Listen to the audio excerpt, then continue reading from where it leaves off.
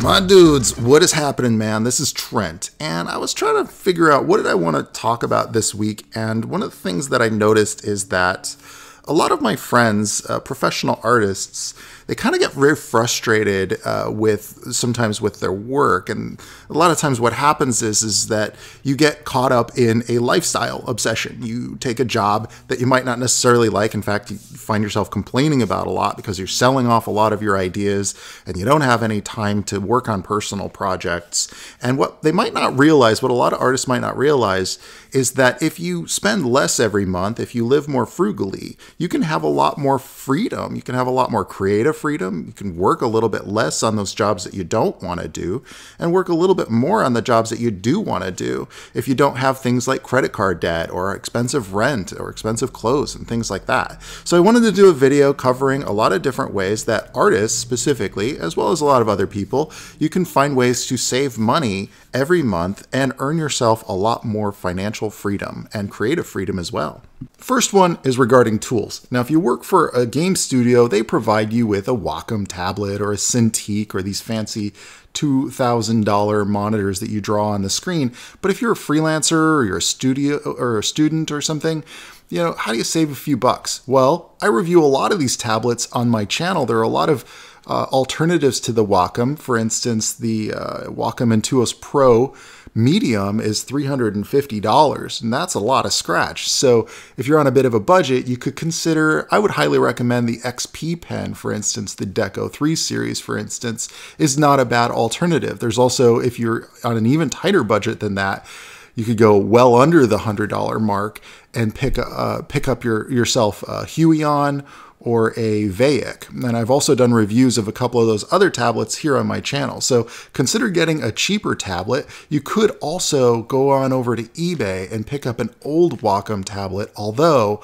I warn you to pick up the wired tablet, if you're going to go with an old Wacom, get one of the old gray ones, not one of the black ones, because they did this thing with the USB cord that it breaks all the time, and sometimes people might sell you an old Wacom tablet that doesn't work, so be careful with that.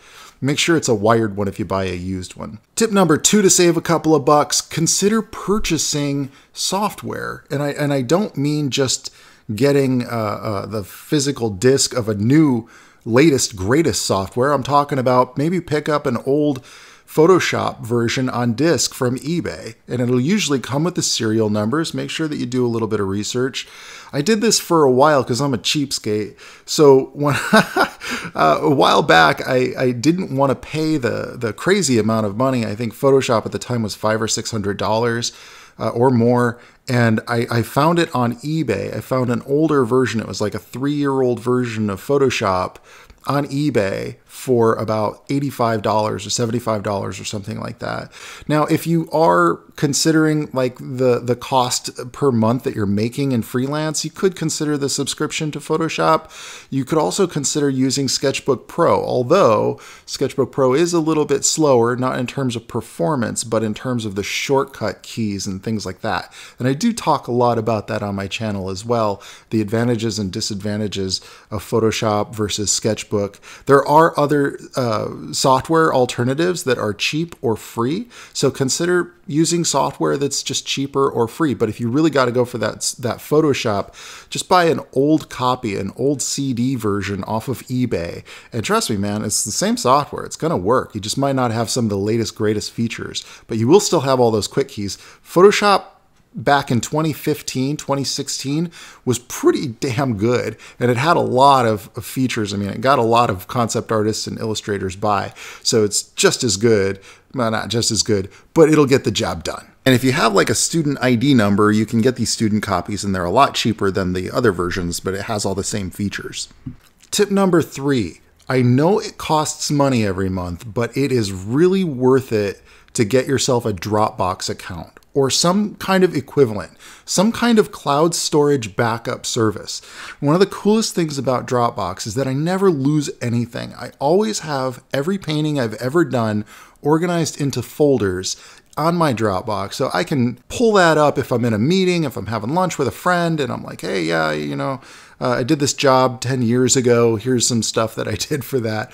Or if I want to send, or if I want to access my files from anywhere in the world, if my computer dies or breaks down or my hard drive crashes, I don't lose anything because it's all on the cloud, baby. It's pretty damn cool. And it doesn't cost that much. I think you get something like 3 gigs for free just for signing up. And it's also a great way to share files with your clients. And you're probably wondering, how does that save money? Well, I'll tell you what, if you're buying hard drives and backing stuff up and then you're breaking them all the time, you're going to end up it's going to end up costing you a lot more than just what is it, $8 a month on Dropbox. Also, if your client asks you to roll back some of the changes you just did on something, you can pull up previous versions for up to 30 days or something like that. It's pretty sweet. Tip number 4 has to do with your personal spending habits. Take, for instance, that $4.50 cup of coffee that you like to go out and get from Starbucks or whatever fancy latte place that you like to go to. Some people even spend $5 or $6 or $6.50. I think Pete's Coffee has a $6.50 latte. Oh my God. I can't even imagine. Now, if you're a younger person, you're probably not thinking much of that. That's not that much money, only a few dollars. But I'll tell you what, if you're buying a $4.50 cup of coffee every day for 30 days, every month, you're looking at about $135 if you do the math on that. Now, that's a pretty stark contrast to about 35 cents a cup if you were to make it at home. You got to ask yourself, where in your life are you spending money that you could potentially be saving it? Because after a year, you know, that $135 every month that you're spending on coffees and lattes and such, you know, turns into $1,620. And it could be a lot less than that if you're making your own coffee at home. But there might be other places throughout your life where you're spending more money than you need to. If you're really looking to save money in your everyday stuff, go ahead and write a list and write down how much you're actually spending on things, from gas to car insurance to health insurance to even your cable bill. Is there a way that you can ride your bike, for instance? You know, you might be able to register your car as something that is a hobby car. If you're only driving like 1,000 miles a year on this thing, you're probably paying too much in insurance. I use Geico. They're actually really great. But of course, I'm in the United States. Maybe that's different in your country or wherever you're at. But riding your bike, you get the double benefit of exercise. Oh my God. So you save yourself hundreds of dollars a month by riding your bike just down to go get yourself you know, water or whatever it is that you need to go and get from the local grocery store or gas station. And by the way, don't buy your water from gas stations. That's another one you're going to spend way too much money. How many times a month are you going out to eat? What's your total food budget? If you're spending $400 or $500 a month on food, you might be able to shave that down to $200 a month or $250. Geez, man, there are ways that you can shave your food bill down to like under $150 a month. That's a heck of a lot of savings. You could be investing that money. And you know, you might not think that these little things add up to much, but when you really do the math on them, if you really look at your bank statements, if you really look at what you're spending your money on every month, you might be bleeding hundreds of dollars every month. And that hundreds of dollars that you've been bleeding on things that are completely unnecessary could be put to good use, like investing in more reliable equipment or picking up a tutorial or taking a class, like a life drawing class or something to improve your skills. That's my shameless plug right there. But there are tremendous benefits to putting investments into your skill set. If you can work faster and you can get better results in less time, it's worth dropping a few bucks on a tutorial because you're going to make more money. You're going to increase your value. Focus your energies on what investments are increasing your value in the career path that you want to pursue, and not on fancy cars, expensive meals, and expensive clothes and stuff. What are you doing? What are you spending your money on, man? What's important to you? So saving money on food, I even go so far, and check it out, okay, I even go so far as to sign up for every damn rewards club at every food place that I go to. So when I go to El Poco Loco, I will actually use the points. And if I can find a receipt on one of them tables, you're damn right I'm scanning that guy's receipts to get his points. Heck yeah, that's a free 3-piece dark meat chicken, baby. Yeah. You'd be really surprised how quickly those reward points add up. And I would say that I probably get 10% or 15% of my meals are free because of that. Tip number 5, your cost of living is important. Keep that low, man. I would say that if you can, if it's at all possible for you to shave that cost of your rent by going without today, so that you can have something nicer tomorrow? Absolutely. This is one of those things that I always wish that my younger self would have known or realized. Don't throw so much money away on rent. Now, if you're buying a house, if you bought a house and you're making payments on a house, that is the most ideal scenario, because eventually you're going to not have to pay your monthly mortgage. It will be paid off. And then you're basically living for almost free. You're just paying your insurance, taxes, and if you have a homeowners association. So I absolutely encourage you, if at all possible, if you live in a small town where it's affordable for a student to get a home loan, do that at a younger age. I know it ties you down, but man, you save so much money over the course of 10 or 20 years. My God. Eventually, it costs you next to nothing to live there, and your neighbors and everybody else is going to be paying thousands of dollars a month, and for you, it's going to be next to nothing. If you should find that it's just about impossible for you to own property eventually, or get approved for a loan on one, then you should consider getting yourself a roommate. Rent a small place, get yourself a roommate. I'm not going to go too much into how you pick a good roommate, but be careful with that. I got a lot of stories. I'm saving those for some Trent's Tales videos coming up in the future.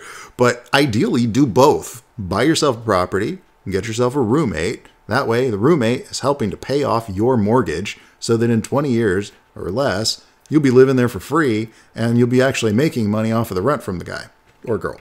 Because what most people don't realize is that rent always goes up, but mortgages stay the same. That's going to stay the same for you. So if the rent in the area where you're living is going up all the time, if you're always renting throughout those years, your monthly, it pretty much just keeps getting higher and higher and more expensive. When you do the math on that, every year you're putting away, if you're spending $1,000 a month on rent, well, that's $12,000 that you might as well throw it out the window of your car. Now, here's the part where Trent starts saying stuff that you're not going to do. No matter how much I tell you should do this, you're not going to do this. But no matter what age you are, if you're 18 years old, if you're 16 years old, if you are a 10-year-old kid and you're listening to this right now, you should be going to your parents and saying, hey, Mom, hey, Dad, how do I set up a retirement investment fund? How can I start planning for the future so that when I'm 30 or 35, I don't have to work so hard anymore? You can do that if you start early enough. I'm not going to give you tax advice. I'm not going to tell you exactly what you should do with that, other than to say, get yourself into a nice diversified S&P portfolio that is low cost in terms of no management, and you got yourself a long-term plan for compound interest that's going to pay off pretty well, and you'll be sitting nice and comfortable. And I wish I knew more about that when I was a much younger guy. How do you learn about complex stuff like that? You learn by doing, so get in there and start doing it as soon as you can. Tip number 7 has to do with taxes. Now, I'm not going to go too much into this. I'm in the US. I don't know what these laws are like in other countries. I never lived in another country.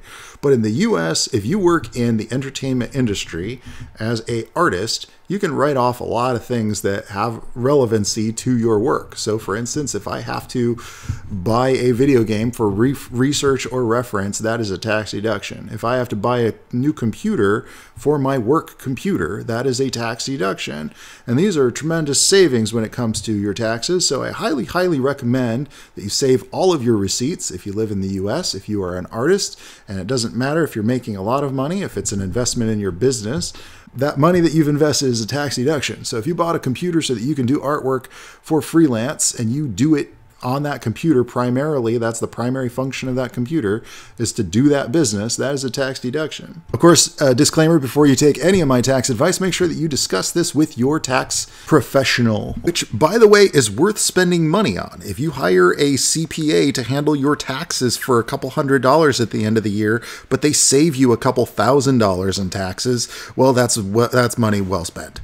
Tip number 8. Don't buy new cars. No matter how tempting it is for you to go out and get that flashy, new, shiny awesomeness, that new Lamborghini or whatever, there are a lot of ways to waste money, and that is the biggest one, potentially. I highly, highly recommend that you get yourself a vehicle that is reliable, that gets you there, and that means buying yourself something used. There are a lot of resources. I like to listen to Scotty Kilmer on YouTube. He's got some great tips on cars that young people without a lot of money can buy. Talking about cars that'll get you to where you're going, that'll act as a vehicle and not as a status symbol. You might think that status symbols are really important when you're 22, but guess what? When you're 42, it don't really matter what kind of car you drove when you were 22. You just kind of look back and wonder, why the hell did I try so hard?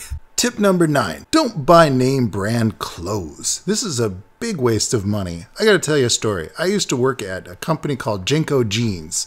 Jinko Jeans was a brand name. I mean, they were a popular brand name in 1999. They were outselling Levi's, as I was told. And I worked there. And I was a 21-year-old man, just moved to LA, exciting time in my life. And I learned a very valuable lesson.